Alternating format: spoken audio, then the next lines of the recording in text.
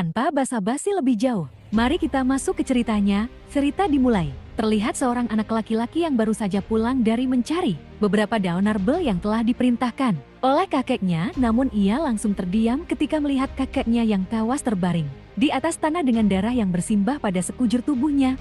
Kakekku telah mati, dia telah terpotong menjadi dua. Begitulah cara dia mati dengan sangat mengenaskan. Akan tetapi entah kenapa, aku sama sekali tidak merasakan apapun. Air mataku tidak mau keluar, meski aku telah melihatnya mati di depan mataku. Bahkan, aku juga tidak merasakan kesedihan sama sekali. Meskipun hanya kakek, keluarga yang aku punya di dalam dunia ini. Inilah diriku yang sebenarnya. Betapa buruknya aku yang hidup sebagai manusia. Kemudian, anak itu teringat ketika ia dengan bangganya menemukan sebuah tanaman arbel, yang mana tanaman itu adalah ramuan penghubung roh. Anak itu bernama Jong. Ia mengatakan kepada kakeknya bahwa ia telah mencari dan menemukan arbel itu pada bagian wilayah barat, seperti yang dikatakan oleh kakeknya. Lalu Jong bercerita kepada kakeknya bahwa ia telah menemukan sebuah sarang rubah yang berada tepat di samping tumbuhan arbel. Tetapi Jong mengatakan bahwa di dalam sarang itu hanya ada beberapa bayi rubah. Sang kakek bertanya kepada Jong, apakah ia telah membunuh semua bayi rubah yang berada di dalam sarangnya itu? Jong berkata, mana mungkin aku melakukannya? Jika aku membunuh bayi-bayi itu, maka induknya akan sedih ketika melihat semua anaknya yang sudah mati. Ketika mendengar jawaban Jong, sang kakek meminta kepadanya untuk menaruh wakul itu, lalu mengajaknya untuk makan bersama. Dengan wajah yang datar, sang kakek berkata, Jong, apakah kau bisa berjanji satu hal kepada kakak? Saat mendengar pertanyaan itu dari mulut kakaknya, Jong pun bertanya, janji apa yang harus ia tepati? Lalu sang kakek melanjutkan katanya, sifat sejati yang kau sembunyikan di dalam dirimu itu jangan pernah kau menunjukkannya kepada siapapun, meskipun taruhannya adalah nyawamu. Kemudian, dengan tatapan mata yang tajam, Jong berkata, kakek, aku minta maaf karena aku tidak bisa menjaga dan juga menepati janji itu kepadamu meskipun kau sudah mati. Dengan sangat cepat, Jong langsung mengambil sebuah sabit yang tergeletak di atas tanah itu. Lalu Jong berlari mencari seseorang yang telah membunuh kakeknya dan berencana untuk membalaskan dendam kakeknya yang telah mati dengan cara mengenaskan. Cerita berpindah pada sebuah kota yang bernama Jeongyang. Kota itu terlihat makmur dengan pembangunan rumah-rumah para penduduk yang begitu mewah. Namun di tengah jalan alun-alun kota, terlihat beberapa narapidana yang telah ditahan pada sebuah kurungan besar yang akan dikirim kepada olah hukum pidana. Orang-orang yang menyaksikan rombongan tahanan itu, mereka berkata dengan kata-kata yang sangat kasar kepada mereka, "Coba lihatlah mereka. Mereka adalah para kriminal rendahan dan juga bandit gunung yang tidak berguna. Para bajingan ini memang pantas untuk dihukum dengan seadil-adilnya. Dan kami tidak ingin jika mereka masih berkeliaran di dalam kota ini." Di sisi yang lain, terlihat seseorang yang masih belum diketahui identitasnya telah memperhatikan para tahanan yang melintas di jalan kota itu. Namun matanya tertuju kepada Jong, yang telah ditahan hanya seorang diri dengan kurungan, yang terpisah dari para tahanan lainnya. Kemudian, sambil menikmati minumannya, lelaki itu berkata, anak itu masih muda, dan aku yakin kalau dia pasti seumuran dengan tuan muda di sampingnya. Orang yang berbaju kuning itu mengatakan, kita tidak boleh meremehkannya meskipun dia terlihat masih muda. Aku yakin dia pasti yang terburuk dari semua para tahanan itu, karena dia telah berada pada kurungan yang berbeda. Sudah pasti kau tidak akan takut, karena kau adalah salah satu bagian dari muhrim. Tetapi kau pasti akan kaget kalau aku mengatakan bahwa ada begitu banyak orang-orang yang telah ia bunuh dengan menggunakan sebuah sabit. Semua orang menyebutnya sebagai iblis pencabut nyawa. Lalu, orang berbaju kuning itu kembali berkata, jadi permintaan macam apa yang kali ini kau inginkan? Orang itu berkata, aku hanya perlu seorang pekerja, seorang anak muda, yang sama sekali tidak ada yang peduli kepadanya meskipun dia mati. Di sisi yang lain, terlihat ada seseorang yang melempar Jong dengan sebuah batu yang lumayan besar sehingga membuat kepala Jong langsung berdarah seketika. Setelah melempar Jong, Orang itu berkata, dasar manusia sampah. Kau memang pantas menerima hukuman yang lebih besar daripada sekedar hukuman ilahi. Terlihat kedua, orang itu hanya memperhatikan apa yang telah terjadi kepada para tahanan. Karena mereka tahu hal itu adalah sesuatu yang wajar terjadi kepada para kriminal. Namun tiba-tiba saja, mata lelaki itu langsung terbelalak ketika melihat wajah Jong yang sedikit tertutupi oleh helaian rambutnya. Kemudian lelaki berbaju kuning itu berkata, dia memiliki wajah yang cukup cantik, sampai-sampai bisa saja dia disalahpahami sebagai wanita. Aku tidak menyangka dia bisa membunuh banyak orang dengan wajah secantik itu. Tetapi ia tidak menyangka bahwa lelaki berjubah itu langsung pergi meninggalkannya dengan mengatakan kalau dia tidak jadi membuat sebuah permintaan kepadanya. Terlihat, lelaki berjubah itu langsung menghampiri kurungan Jong untuk memastikan lebih dekat bagaimana raut wajah Jong yang sesungguhnya. Setelah memperhatikan wajahnya, lelaki berjubah itu bergumam, akhirnya aku telah menemukannya. Dia adalah seseorang kandidat yang sangat sempurna untuk menjalankan misi ini. Semua orang menyebutnya sebagai iblis pencabut nyawa. Dia telah melakukan sebuah serangan terhadap sebuah tempat dan membunuh semua orang yang ada di dalam sana. Meskipun Jong masih anak-anak, akan tetapi dia tidak segan untuk membunuh siapapun yang ada di hadapannya. Bahkan ia juga telah memenggal kepala mereka satu persatu. Apa yang aku lakukan ini sangatlah seru, mendengar teriakan mereka, mendengar tangis mereka, dan juga melihat darah yang membanjiri tempat ini. Semua ini demi membalaskan dendam kakak, maka aku akan membunuh semua orang yang kuanggap terlibat dengan kematian kakak. Setelah aku membunuh semua orang ini, tidak ada perasaan lain selain perasaan yang jelas, yaitu hanyalah keseruan dan juga kepuasan. Jong kembali teringat apa yang telah diucapkan oleh kakeknya. Sifat sejati yang kau sembunyikan di dalam dirimu, itu jangan pernah menunjukkannya kepada siapapun. Aku masih bertanya-tanya, apa sifat sejatiku ekspresi? Apa yang aku buat setelah aku membunuh semua orang ini? Apakah aku tersenyum? Apakah kepuasan? Ini adalah sifat sejatiku yang telah dikatakan oleh kakak, yang bahkan aku sama sekali tidak boleh menunjukkannya kepada orang lain. Terlihat seseorang yang meminta ampun kepada Jong. Ia memohon agar Jong melepaskannya dan membiarkannya untuk pergi meninggalkan tempat itu. Namun Jong tidak menghiraukan permohonan orang itu. Jong pun langsung mengayunkan sabitnya untuk membunuh orang yang ada di hadapannya. Itu, apakah kejahatan memanglah sifat asliku? Aku tidak tahu jawaban apa yang sebenarnya. Tetapi untuk saat ini, aku akan berpuas-puas untuk membunuh semua orang. Namun tiba-tiba saja, tanpa Jong sadari, sebuah tendangan telah mengenai tubuhnya dengan begitu telak, yang mana tendangan itu berasal dari seseorang seniman bela diri yang telah memakai jubah merah, sehingga membuat Jong langsung terlempar dengan sangat jauh. Kemudian orang itu merasa heran ketika Jong yang masih mampu menahan serangannya. Meskipun ia telah melancarkan tendangan yang begitu kuat, sambil menarik bilah pedangnya, orang itu berkata, aku tidak mengira kalau kau masih hidup, dan ini sangatlah mengesankan. Jong pun hanya terdiam, sembari menahan rasa sakit pada tulang rusuknya akibat serangan dadakan yang dilancarkan oleh orang itu. Jong bergumam, orang ini, dia sangatlah berbahaya. Mata merahnya seakan-akan telah menusuk ke jantungku. Siapa sebenarnya orang ini? Orang itu kembali berkata, sepertinya kau bahkan belum mempelajari seni bela diri, tetapi kau mampu selamat dari serangan penghabisanku terlihat. Jong sangatlah terkejut, tubuhnya langsung bergetar ketika melihat orang itu telah bergerak dengan begitu cepat, sampai-sampai matanya tidak mampu mengimbangi kecepatan orang itu. Lalu, orang itu langsung mencekik Jong, sehingga membuat Jong tidak bisa melakukan pergerakan apapun. Jong bergumam, awalnya dia jauh, tetapi dia mampu mendekatiku hanya dalam waktu sekejap. Apakah dia memang manusia? Kemudian orang itu berkata, itu sangatlah mengesankan. Awalnya, aku penasaran siapa yang sudah mencoba untuk mengikuti kami. Namun aku tidak menyangka ternyata dia adalah seorang anak kecil yang bahkan tidak tahu dengan seni bela diri. Setelah mengatakan itu, orang itu langsung menusukkan bilah pedangnya tepat mengarah kepada perut Jong hingga menembus kepada sisi belakangnya. Sontak, Jong pun langsung berteriak kesakitan akibat tusukan orang itu yang telah menembus perutnya. Ini sangatlah mengesankan. Kau adalah seorang anak yang mampu selamat dari serangan penghabisanku, meskipun kau sama sekali tidak pernah mempelajari seni bela diri.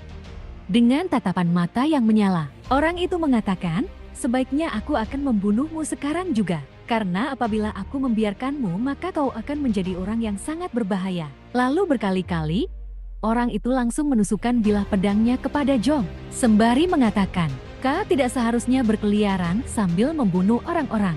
Tetapi pada akhirnya, kau hanya memperpendek masa hidupmu." Jong hanya bisa menahan rasa sakitnya. Ia bergumam, "Aku telah dikalahkan dengan sangat mudah. Setelah akhirnya aku menemukan orang yang telah membunuh kakekku." Sayup-sayup matanya mulai menutup. Pandangannya perlahan memudar hingga kesadarannya telah menghilang sepenuhnya. Jin berpikir, apakah seperti itu caranya akan mati? Tetapi ternyata, aku tidak mati. Namun dalam 2 hari lagi, aku akan segera dibunuh untuk menebus semua dosa yang telah aku perbuat. Kalau saja aku diberikan sebuah kesempatan lagi, maka aku tidak akan pernah melepaskannya. Ternyata Jiong telah ditahan pada sebuah kastil di dalam kota Jeongyang yang mana kastil itu dikenal sebagai olah tahanan giok emas.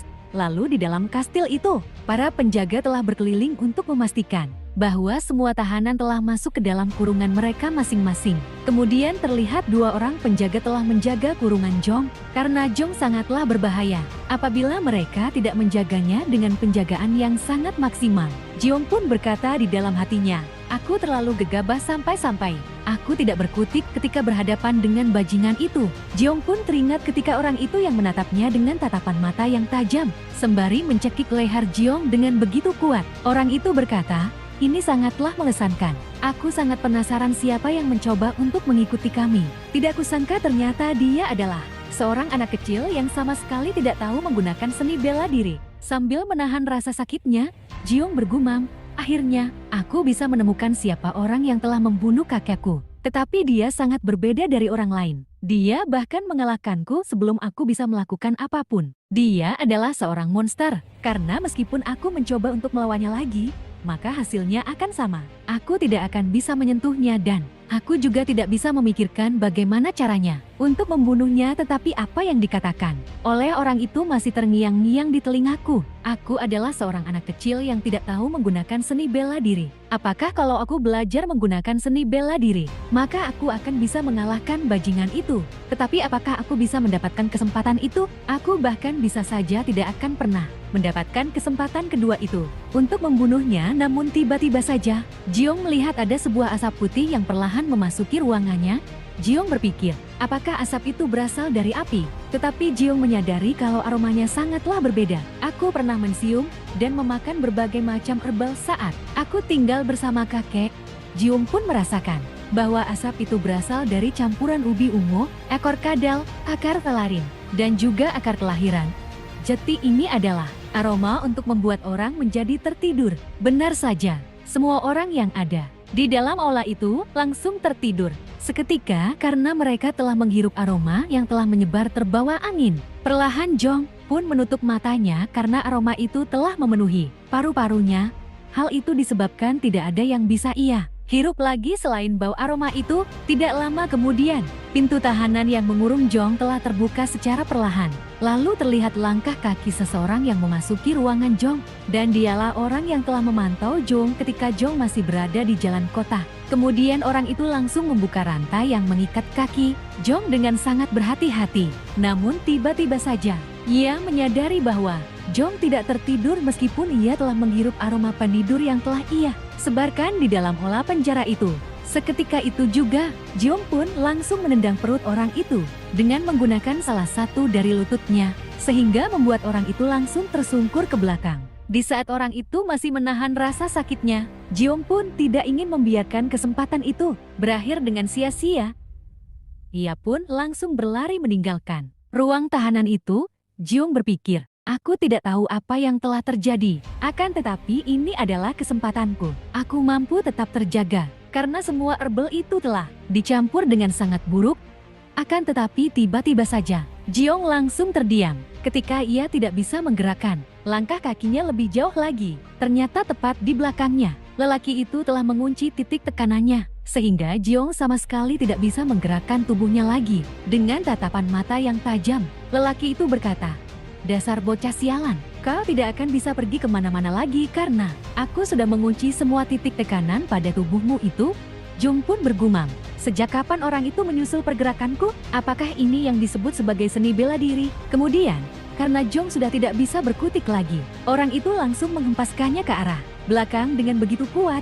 Jiung pun hanya meringis. Menahan rasa sakitnya, Jiung berpikir, apakah dia adalah seorang seniman bela diri? Apakah mungkin dialah yang telah membunuh kakeknya? Orang ini memiliki penampilan yang sama, tetapi bajingan itu, dia memiliki bekas luka pada mata kirinya.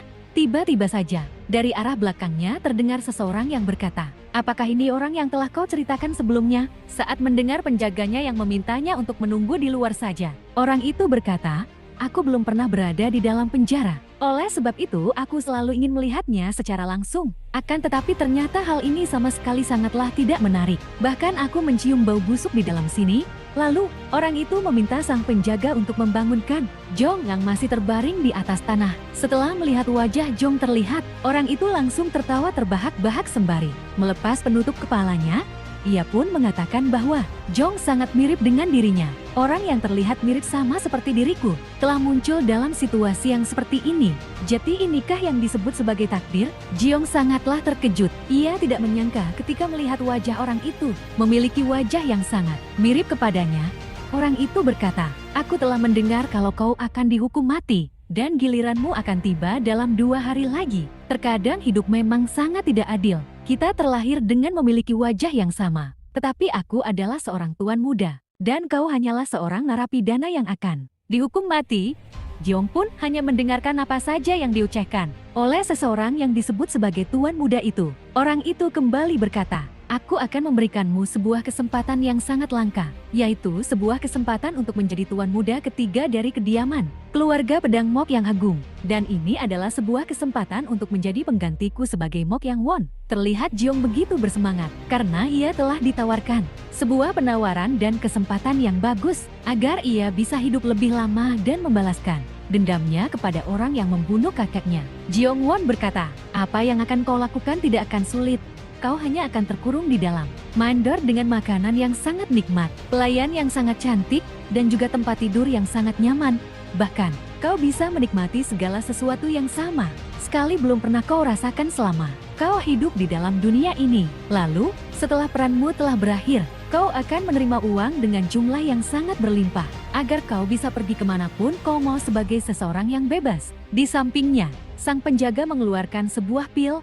Ia berkata, jika kau mau melakukan apa yang dikatakan oleh tuan muda, maka makanlah pil ini sekarang juga. Jiung pun bertanya, apakah itu adalah sebuah racun? Sang penjaga berkata, apakah kau berpikir kalau kami akan percaya begitu saja kepada seorang tawanan yang baru saja kami temui? Jika kau berhasil menyelesaikan pekerjaan itu sampai di mana batas waktu yang ditentukan, maka aku akan memberikanmu penawarnya. Jadi bagaimana menurutmu? Apakah kau akan menerimanya? Di hadapan racun itu, Jiong pun bergumam, kakek, aku telah diberikan kesempatan yang kedua, dan aku akan menerima penawaran ini, lalu melakukan apa yang harus aku lakukan, yaitu balas dendam. Perlahan, Jiong pun membuka mulutnya untuk memakan racun itu dan menerima penawaran yang telah diberikan oleh tuan muda ketiga. Terlihat Jiong Won hanya menatapnya dengan tatapan mata yang merendahkan, karena ia telah berhasil mendapatkan sebuah umpan untuk sesuatu yang sudah ia rencanakan. Dengan tatapan mata yang penuh percaya diri, Jiong berkata, katakan kepadaku, apakah saat ini kau benar-benar akan memberikanku kesempatan itu? Jiang Won pun berkata, kau telah memilih dengan pilihan yang bijak. Mana mungkin orang sepertiku akan ingkar kepada seseorang yang bersedia untuk bekerja kepadaku. Kemudian Jiong Won meminta kepada penjaganya untuk melepaskan titik tekanan Jong dan juga borgol yang telah mengikat kedua tangannya. Seketika itu juga, sang penjaga langsung melepaskan pergerakan Jong sesuai apa yang telah diperintahkan oleh tuannya. Setelah terbebas dari belenggu itu, Jiong pun merasa lega karena kebebasan telah nampak di depan matanya. Lalu ia bersiap untuk pergi mengikuti tuan muda yang telah memberikannya sebuah kebebasan. Lalu sang penjaga meminta kepada Jong untuk mengikutinya dari arah belakang, karena dia yang akan memandunya untuk melarikan diri dari olah penjara kematian itu. Jiang Won pun memerintahkan kepada Jong untuk berjalan di hadapannya, dan Jiang Won yang akan mengikutinya dari arah belakangnya. Terlihat penjaga itu secara berhati-hati memeriksa keadaan untuk memastikan apakah pergerakan mereka telah aman agar bisa keluar dari olah penjara kematian itu. Tiba-tiba saja, ia pun langsung memalingkan wajahnya ketika ia mendengar suara gretek yang terdengar tepat di belakangnya. Dan ternyata ia sangatlah terkejut ketika melihat kepala tuan muda telah terbalik ke arah belakang. Setelah Jong mematahkannya seakan tidak bersalah, Jiong hanya tertawa setelah membunuh Yang Won yang begitu mudahnya. Bahkan dari tatapan matanya, ia sangat puas untuk melakukan hal itu. Penjaga itu sangatlah marah. Ia pun berteriak, apa yang telah dilakukan Jiong kepada Tuan Muda? Bahkan sang penjaga tidak menyangka kalau Tuan Muda telah mati seketika di tangan seseorang yang baru saja diberikan sebuah kesempatan untuk bebas. Dengan santainya, Jiong berkata, wahai sang penjaga, bagaimana menurutmu apa yang harus aku lakukan? Karena saat ini yang palsu sudah mati. Setelah mengetahui bahwa Tuan Muda telah mati dibunuh oleh Jong, pengawal itu langsung menyerang Jong dengan mencekik lehernya. Dengan nada yang tinggi, pengawal itu berkata, dasar bajingan, berani sekali kau membunuh Tuan Muda. Apakah kau benar-benar ingin mati? Sambil tertawa, Jong berkata, bukankah justru sebaliknya? Seorang pengganti memang seharusnya menggantikan yang asli dan menerima semua resiko yang akan datang.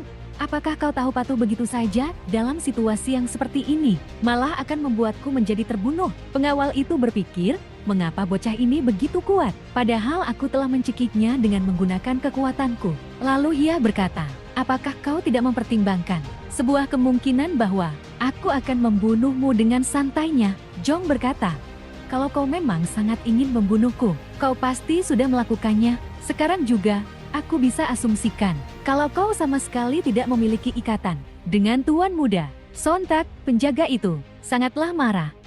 Ia pun langsung memutar tubuh Jong dengan pergerakan yang sangat cepat. Dan tidak hanya sampai di situ saja, penjaga itu juga langsung menghempaskan Jong ke atas lantai dan mengunci pergerakannya. Lalu penjaga itu langsung menarik pisau belatinya yang terselip di balik bajunya. Ia pun mengatakan bahwa ia akan membunuh Jong sekarang juga bukannya merasa tertekan. Namun Jong menanggapinya dengan santai sembari berkata, apakah itu penting kalau kau membunuhku di tempat ini? Masih dengan kesalnya, penjaga itu berkata, lantas mengapa aku membunuhmu menjadi sesuatu yang tidak penting? Jong pun berkata, aku sudah menelan sebuah racun yang telah kau berikan kepadaku. Dan aku tidak bisa hidup tanpa penawarnya. Oleh sebab itu, aku tidak punya pilihan lain selain mematuhimu. Bukankah bagimu hal ini adalah kesempatan yang sangat bagus? Karena Tuan Muda ketiga dari mana, pedang Mark telah menjadi anjing setiamu.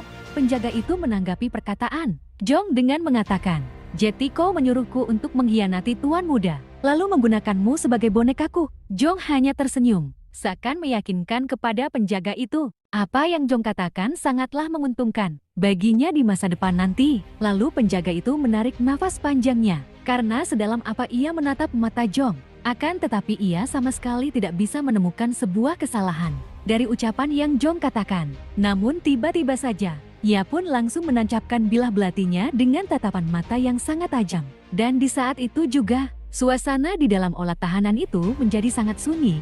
Seketika yang terdengar hanyalah hembusan nafas yang keluar dari hidung mereka masing-masing terlihat. Jong hanya bersikap santai, meskipun bilah belati itu telah tertancap dengan pasti tepat di depan kedua matanya. Kemudian penjaga itu berkata, namaku adalah Kam. Jadi mulai saat ini, kau adalah putra ketiga Mok Yang Won, dan kau akan berperan sebagai anjing yang akan mematuhiku. Mendengar perkataan Kam, Jong langsung menyeringa. Ia sama sekali tidak bisa menahan senyuman kemenangan untuk bisa melawan takdir kematiannya. Beberapa saat kemudian, kamu langsung membawa Jong ke manor pedang Mark yang sangat terkenal akan keagungannya. Sambil mengganti bajunya, Kam berkata, dengarkan aku baik-baik, kau tidak akan bertemu siapapun di dalam manor ini. Dan kau juga tidak berada dalam posisi untuk bertanya ketika kau sudah memilih untuk menjadi seekor boneka daripada menjadi seorang pengganti. Dan apabila kau sampai tertangkap karena kau adalah Tuan Muda yang palsu, maka kau tidak akan bisa menerima sebuah penawar untuk racun yang telah kau telan itu. Dengan tatapan mata yang mengintimidasi, Kam kembali berkata, jika kau tidak mematuhiku ataupun mencoba untuk melakukan sesuatu, maka aku akan langsung membunuhmu. Menanggapi perkataan penjaga itu, Jong hanya tersenyum, mengiyakan apa saja yang diucapkan oleh penjaga itu untuk memberikannya sebuah peringatan. Lalu kamu melemparkan sebuah pil.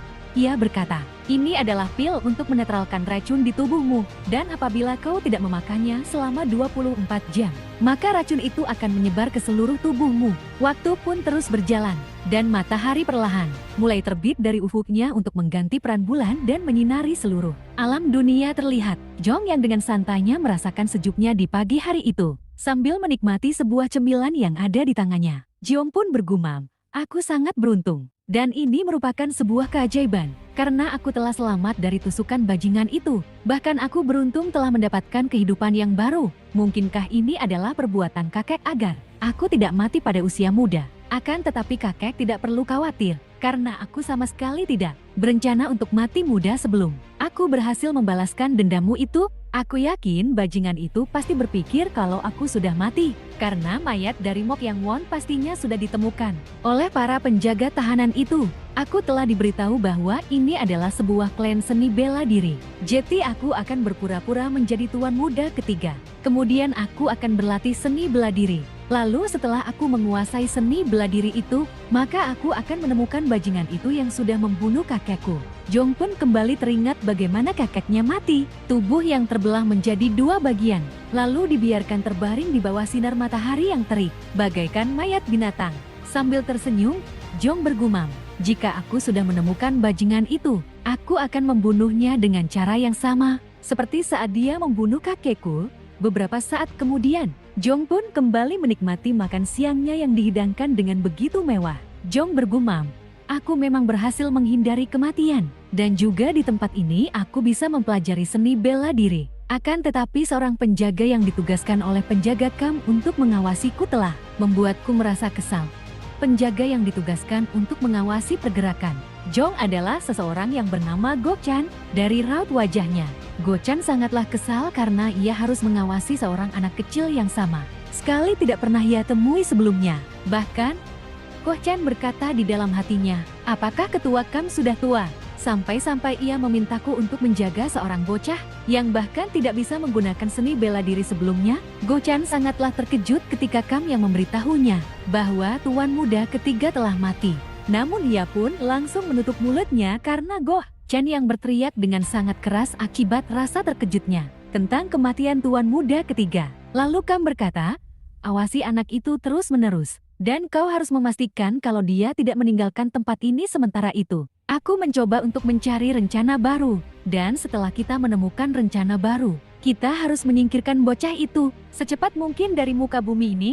Setelah itu kita akan memihak kepada kandidat lain. Namun setelah mengatakan itu, terlihat wajahnya semakin merah sebab ia begitu marah karena rencananya bersama tuan muda ketiga telah hancur berantakan. Go Chan berkata, bukankah kau telah memberikan anak itu sebuah racun? Jadi apalagi yang harus dikhawatirkan tentang anak ini? Lagi pula, dia tidak mungkin akan melawan perintah kita. Kam pun berkata, dia bukanlah orang yang sama, dan dia bukanlah seseorang yang bisa patuh begitu saja. Anak itu adalah tersangka hukuman mati, dan juga dia telah berhasil membunuh tuan muda untuk menggantikan posisinya. Asal kau tahu, dia lumayan cekatan bagi seseorang yang berada di ambang kematian. Anak itu sangatlah berbahaya.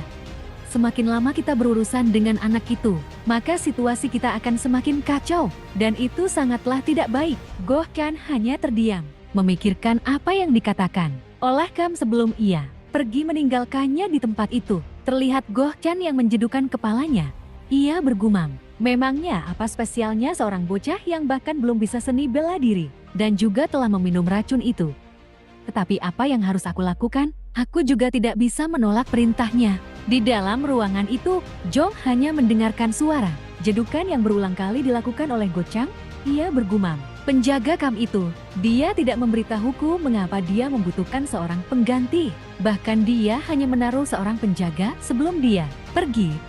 Aku baru sebentar berada di sini, dan aku sudah mengerti suasana di tempat ini. Tempat ini sama sekali tidak berbahaya, sampai-sampai ia hanya membutuhkan satu orang penjaga saja. Sejujurnya tempat ini cukuplah aman. Itu berarti aku sangat yakin kalau ada alasan lain mengapa penjaga Kam melakukannya. Bahkan dia juga tidak memberitahuku mengapa dia membutuhkan seseorang pengganti untuk tuan muda ketiga. Terlihat Jong langsung tersenyum setelah mengetahui alasan pasti mengapa penjaga Kam melakukan semua ini, yaitu dia ingin berganti kepada sisi yang lain. Beberapa saat kemudian, terlihat Go Chan yang tertidur ketika berjaga di depan kamar Jong. Namun tiba-tiba saja ia langsung terkejut dan terbangun dari tidurnya ketika Jong yang membuka pintu kamarnya. Saat mendengar Go Chan yang bertanya apa yang Jong inginkan, Jong pun mengatakan kalau ia hanya ingin mencium udara segar, dan dia juga sangat ingin berbicara kepada Go Chan. namun dengan tatapan mata yang sinis. Gohen langsung menolaknya sembari mengatakan, "Jika kau tidak ingin babak belur, maka lebih baik kau kembali saja ke dalam kamarmu." Jong pun hanya tersenyum. Ia berkata, "Aku rasa tidak akan terjadi apapun apabila kita berdua membuat ini tetap menjadi sebuah rahasia." Tetapi Go Chen kembali menghiraukan perkataan Jong. Bahkan Go Chen mendorongnya hingga terpojok ke arah dinding. Lalu Gohan berkata, "Sepertinya kau sudah lupa dengan posisimu saat ini. Jetty, dengarkan aku baik-baik. Kau akan mendapatkan sebuah masalah apabila mencoba untuk menggangguku." Jong pun langsung memegang pundak Go Chen sembari mengatakan, "Apa yang bisa kau lakukan? Sedangkan kau jauh lebih lemah daripada penjaga Kam." Setelah mengatakan itu, Jong pun langsung memutar balik tubuh Go Chen. Sama seperti yang dilakukan oleh penjaga Kam kepadanya ketika mereka berada di dalam penjara.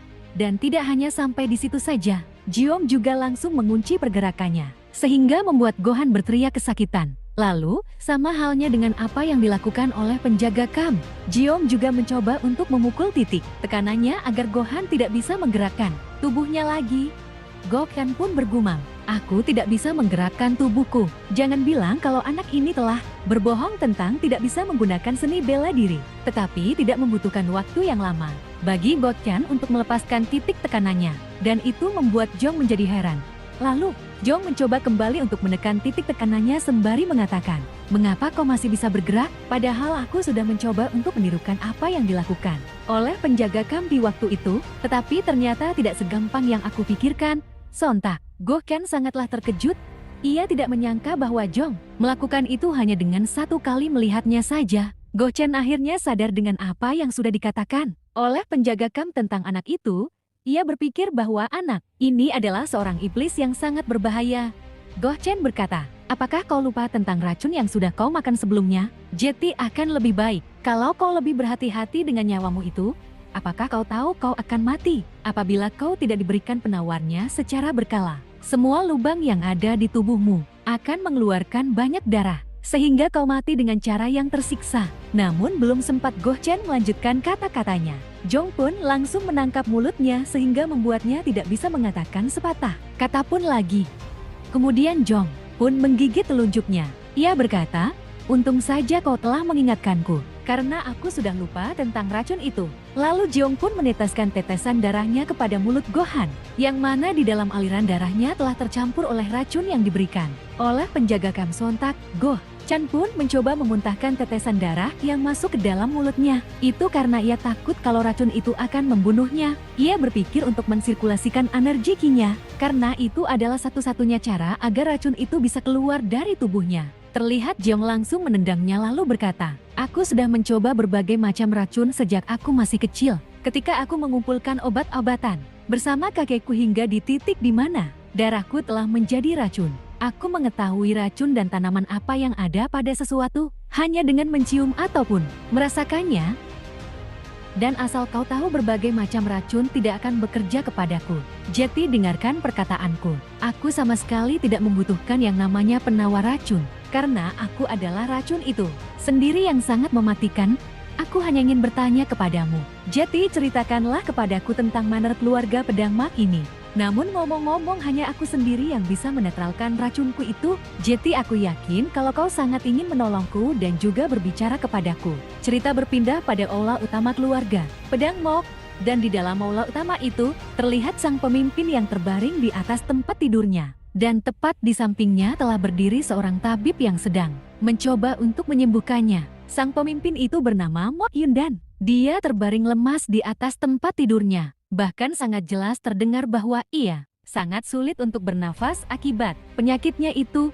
Sang tabib bergumam, "Apakah tidak ada cara lain lagi untuk bisa menyembuhkannya? Aku sudah mencoba dan menggunakan semua pengetahuanku, tetapi aku sama sekali belum bisa menemukan penyebab sakitnya sang pemimpin." "Wahai sang pemimpin, seharusnya Anda telah memilih pewaris Anda sebelum Anda terbaring di tempat tidur dengan penyakit yang tidak bisa diketahui. Seperti ini, dari 4 anak sang pemimpin, dia sama sekali belum menentukan siapa yang akan mewarisinya. Oleh karena itulah, posisi Manor saat ini seperti masa tenang sebelum terjadinya sebuah badai.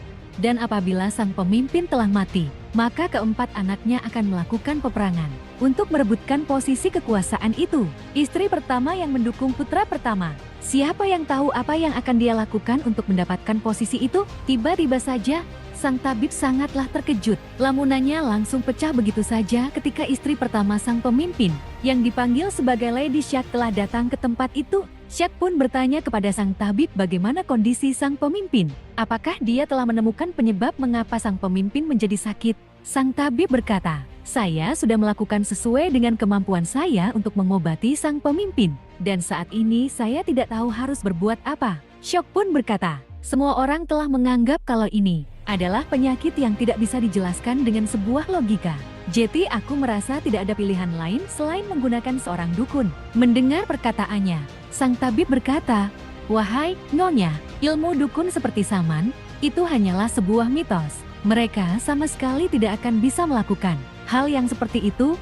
Dengan sorot mata yang tajam, Shak berkata, "Jadi apakah yang kau maksud adalah aku hanya menunggu dan melihat suamiku mati begitu saja?" Lalu Shak pun mengusir tabib itu untuk keluar dari ruangannya, sembari mengatakan, "Aku tidak mau tahu, dan aku sudah memanggil seorang dukun untuk mengobati penyakitnya. Jadi kau pergilah dari sini." Setelah kepergian, sang tabib Shak kembali berkata, "Kita akan membiarkan dukun itu untuk mengobati sang pemimpin. Jadi jangan pernah membiarkan siapapun yang boleh memasuki ruangan ini. Ingatlah kata-kataku. Tidak ada satu orang pun yang memasuki dan melihat dukun itu mengobatinya, meskipun itu adalah putra-putra sang pemimpin di tempat yang berbeda." Goh Ken pun mengatakan, "Seperti itulah situasi saat ini yang terjadi kepada sang pemimpin." Terlihat Jiong hanya memikirkan dengan seksama apa yang telah diceritakan oleh Goh Ken kepadanya tentang sang pemimpin saat ini. Lalu, Goh Ken begitu heran ketika Jaeyong yang mengajaknya untuk pergi dari tempat itu. Sekarang juga, Goh Ken pun bertanya kemana mereka akan pergi. Dengan nada yang santai, Jiong berkata, "Memangnya kau berpikir kalau kita mau pergi kemana lagi? Tentu saja, kita akan pergi untuk melihat sang pemimpin." Terlihat Jong dan juga Gohan berjalan mengeluari ruangan yang mereka tempati untuk menuju ke aula utama sang pemimpin. Lalu Jong berkata, "Jadi yang kau maksud adalah bahwa Mok Yang Won yang sebenarnya dan juga Komandan Gam ingin menjebakku sebagai pengganti, lalu membuat putra pertama, Mok Yang Ho, mulai bergerak agar kami bisa saling membunuh." Jiong pun memperhatikan sketsa wajah kedua anak dari sang pemimpin. Ia berkata, "Inilah rencana terbaik yang bisa mereka susun." Anak pertama yang bernama Mok Yang Ho, dia memiliki sebuah tanda lahir yang berada pada pipi kirinya. Dia sangat suka mabuk-mabukan dan juga bermain perempuan di sepanjang harinya. Dia adalah anak yang paling payah dari keempat saudara, kejam dan juga tamak. Lalu putra kedua yang bernama Mok Yapyang. Dia sangat mirip dengan ibunya dan memiliki mata yang tajam. Dia juga sangat cerdik dan pintar dalam segala hal. Namun entah siapa yang tahu apa yang bakal ia lakukan untuk menjadi seorang pemimpin keluarga ini. Dengan memanggil mereka berdua ke suatu tempat dan menempatkan seorang pengganti, lalu memprovokasi putra kedua dan membuat dia membunuhku sebagai sang pengganti putra ketiga. Kemudian, ketika dia menjadi lengah setelah membunuh yang palsu, maka putra pertama akan menusuknya dari belakang. Lalu mereka akan saling membunuh satu sama lain. Inilah yang disebut sebagai rencana sang pemenang tanpa adanya sebuah perlawanan. Dengan begini, siapapun yang bertahan hidup di antara kedua saudara itu, dia akan langsung dicoret sebagai pewaris sang pemimpin, karena situasinya telah menjadi kalut. Lalu setelah munculnya Mok Yang Won dengan keadaan yang baik-baik saja, maka dia akan mengendalikan situasinya dengan sangat mudah, karena dia telah bertarung dengan menggunakan kecerdasan otaknya.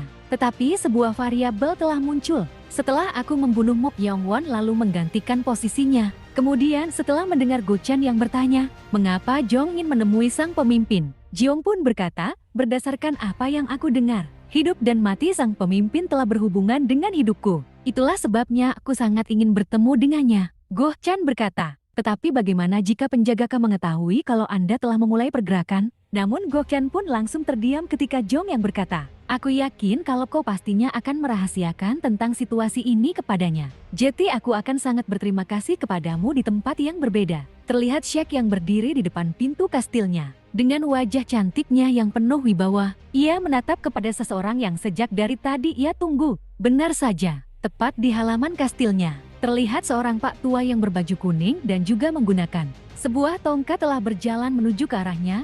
Pak tua itu bernama Myosin. Dia adalah seorang dukun yang sangat terkenal akan kehebatannya yang berada pada wilayah itu. Lalu Myosin mengatakan, bisakah dia langsung saja menemui sang pemimpin sekarang juga, agar ia bisa secepatnya melakukan sebuah ritual pengobatan. Semakin lama penyakit misterius itu dibiarkan, maka semakin lemah kondisi sang pemimpin.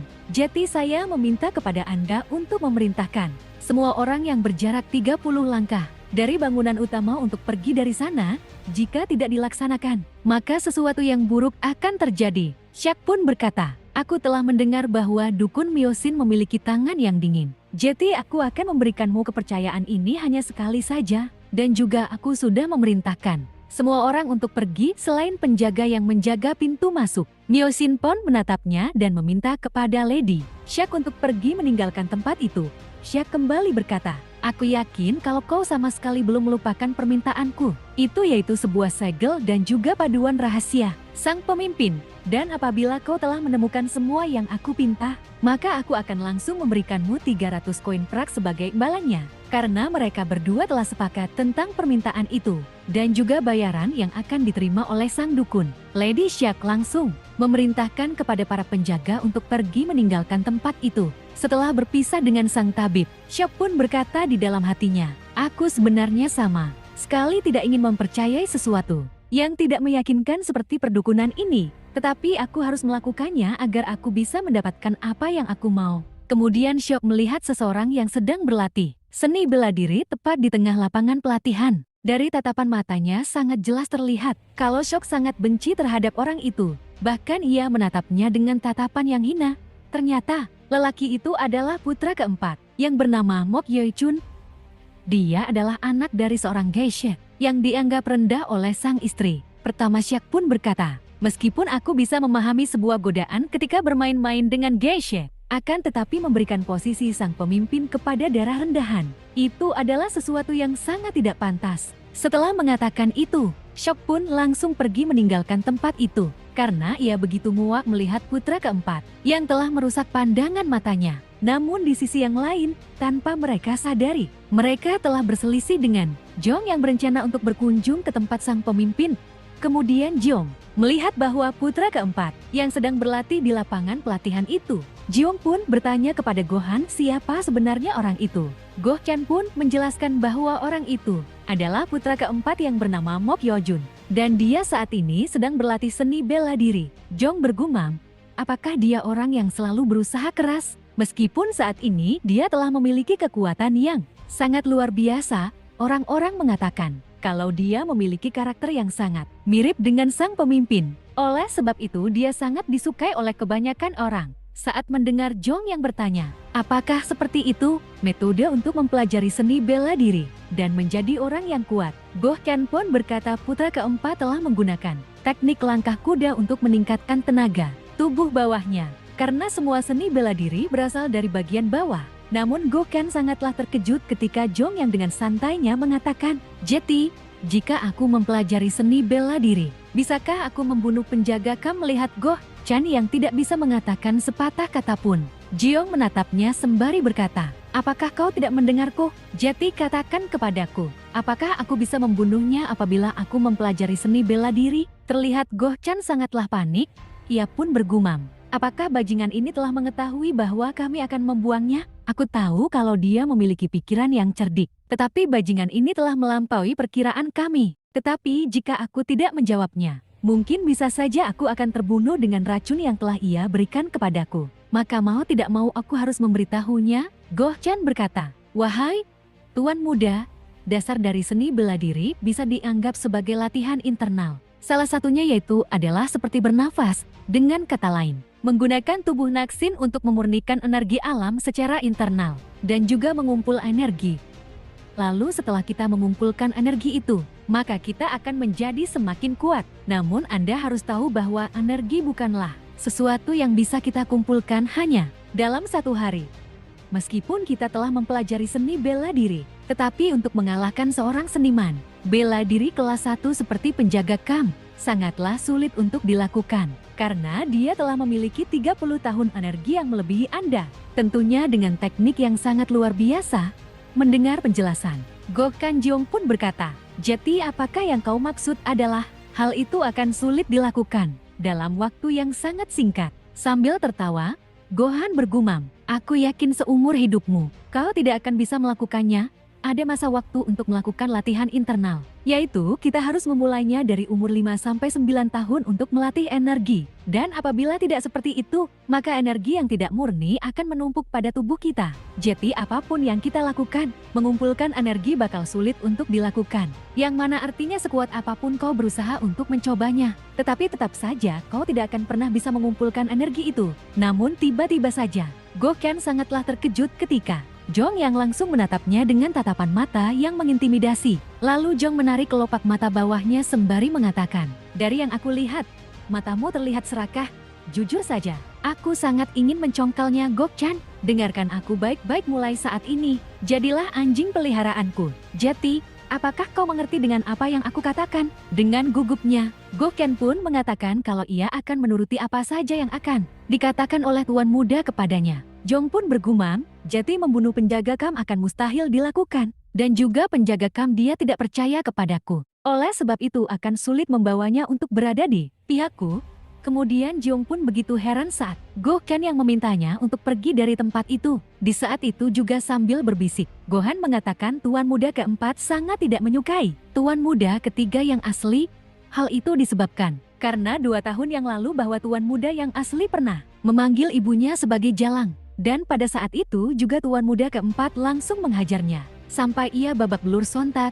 Jong pun langsung tertawa terbahak-bahak. Ia berkata, "Putra keempat memiliki hati yang mulia. Dia bahkan membiarkan orang bodoh ini untuk hidup dengan keempat anggota tubuhnya yang masih lengkap. Karena Gohan tidak ingin membiarkan kalau mereka akan terkena masalah bersama tuan muda keempat, ia pun langsung membawa Jong untuk pergi meninggalkan tempat itu. Terlihat dari raut wajahnya, Yi Jun sangat berusaha untuk melatih teknik kuda-kuda seni bela dirinya. Meskipun ketika itu ia sangat kelelahan. Cerita berpindah ketika hari sudah menjelang sore. Terlihat aula utama kediaman sang pemimpin telah terasa sunyi, karena sang dukun telah memulai pengobatannya. Benar saja, di dalam ruangan, sang pemimpin terlihat Myosin telah membentangkan begitu banyak benang merah untuk melengkapi ritual pengobatannya. Lalu Myosin memperhatikan sebuah penyakit yang telah nampak pada tubuh sang pemimpin. Ia pun bergumam, "Aku mengira bahwa semua ini adalah tanda-tanda adikasi. Tetapi ternyata ada suatu energi mematikan yang sama sekali tidak bisa diabaikan. Ini adalah energi mematikan yang jika orang biasa pasti akan langsung termakan olehnya. Dia benar-benar seorang seniman bela diri, karena dia sangat sanggup untuk menahannya. Akan tetapi sang pemimpin sudah terlalu lama untuk menahan penyakit ini. Jadi peluangnya untuk bertahan hidup hanya sekitar 50%. Namun, aku tidak peduli dia akan hidup ataukah tidak, karena yang perlu aku lakukan hanyalah melakukan apa yang dipinta oleh Nyonya Seok." Lalu mengambil imbalannya, terlihat sang dukun telah bersiap untuk memulai menuliskan beberapa mantra kepada sebuah kertas yang akan ia gunakan kepada sang pemimpin. Ia pun menuliskan kata-kata yang berbunyi penghormatan kepada 8 Raja Heavenly, menyerupai hantu jahat aspirasi terhadap sang Buddha. Lalu jangan bernapas pada hari yang malang dengan nada yang lantang dan melemparkan kertas itu kepada sang pemimpin. Myosin berkata, "Aku bersumpah untuk mengajarkan kepada mereka kebenaran yang kekal, lalu membantu mereka untuk terbebas dari penderitaan." Kemudian setelah kertas yang bertulisan mantra itu telah menempel pada energi kematian yang berada pada tubuh sang pemimpin, terlihat kertas itu telah memancarkan cahaya keemasan yang begitu terang. Yang mana cahaya itu secara perlahan telah menyerap energi kematian. Lalu sang dukun langsung menggunakan segel jarinya untuk memperkuat mantra itu. Ia pun berkata penyakit dan juga pikiran jenderal besar kuat yang melindungi perwujudan Dharma yang menakjubkan dari tubuh emas yang telah berubah Vajrapani, tubuh Buddha yang emas dan juga murni sang pelindung, kristal air tembaga dan belenggu, juga hanya rantai besi Dharma, 4 Raja Iblis air di bawah mulut, berbagai penguasa tinggi ajaran keadilan surgawi. Buddha adalah benteng besi Myosin. Begitu terkejut ketika ia melihat bahwa tubuh sang pemimpin telah bergerak dengan begitu hebat. Ia pun berpikir bahwa energi mematikan itu sangatlah kuat. Kemudian dukun itu mencoba untuk menekan lagi energi mematikan itu. Sembari mengucapkan beberapa mantra, Buddha telah muncul sebagai perlindungan Dharma. Dan ini upacara Buddha sejati.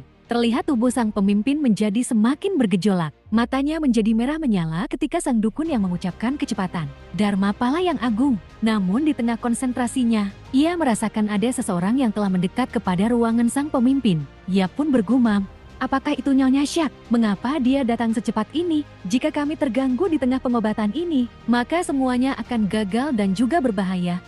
Benar saja, ketika Myosin sedang lengah, tiba-tiba tubuh sang pemimpin telah memancarkan ledakan energi yang begitu kuat sehingga membuat sang dukun langsung terlempar begitu saja. Namun tubuhnya langsung terhenti ketika sang dukun telah menabrak sesuatu tepat di belakangnya.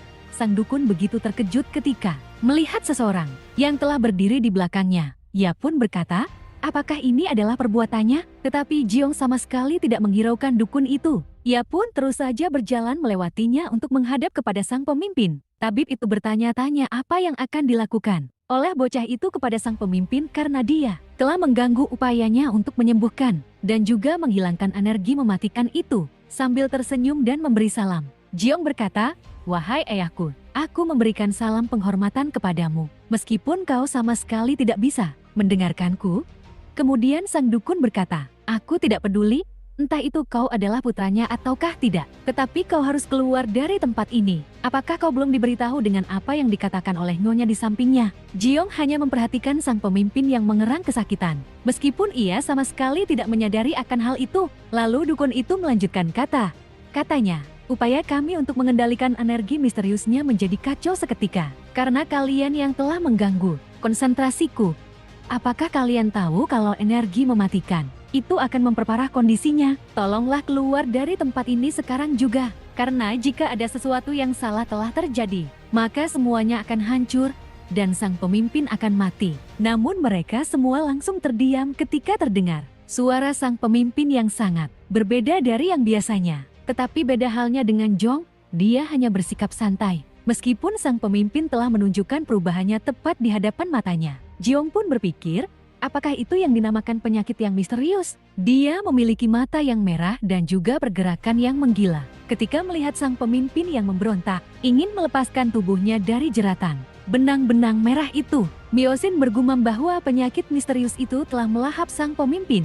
Benar saja, seketika itu juga, tubuh sang pemimpin telah melayang di udara. Akibat energi misterius itu, yang telah melahap jiwa dan juga pikirannya. Ketika mereka telah menghentikan pergerakan sang pemimpin, Myosin langsung meletakkan kertas mantra, lalu ia berkata, jimat ini akan mengalahkan roh jahat yang berada di dalam dirinya. Sembuhkan penyakit dan telanlah semua kejahatan yang berada di dalam dirinya. Seketika itu juga, sang pemimpin langsung berteriak dengan sangat keras. Sampai-sampai suaranya telah bergema di dalam ruangan itu terlihat Goh Chan. Begitu tidak menyangka bahwa pergerakan sang pemimpin memiliki kekuatan yang sangat luar biasa. Bahkan Goh Chan langsung berteriak kesakitan saat tangannya yang digenggam dengan sangat erat oleh sang pemimpin. Tetapi Goh Chan mencoba untuk menahan rasa sakitnya karena ia berpikir, rasa sakit itu tidak ada apa-apanya dibandingkan rasa sakit yang dirasakan oleh sang pemimpin. Myosin berkata, kau harus berhati-hati apabila roh jahat itu telah berpindah kepadamu. Maka kau akan berada dalam bahaya yang bisa merenggut nyawamu sontak.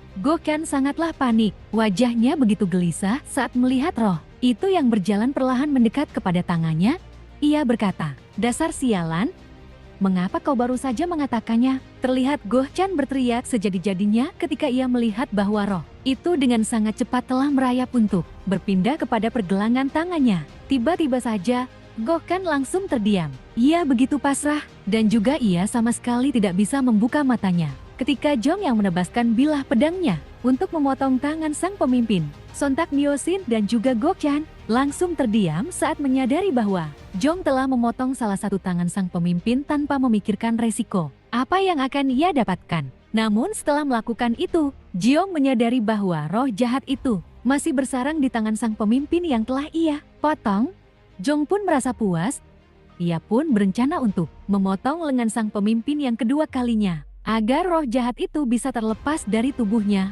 Goh Chan pun berteriak untuk menghentikan Jong yang dengan gilanya mencoba untuk memotongnya lagi. Benar saja, tanpa merasa bersalah sedikit pun, Jong langsung menebaskan bilah pedangnya untuk memotong lengan sang pemimpin pada titik pangkal di mana roh itu berada. Melihat keganasan Jong Gohen, Bergumam bajingan Sinting ini baru saja memotong tangan sang pemimpin untuk yang kedua kalinya. Apakah dia tidak berpikir resikonya akan seperti apa?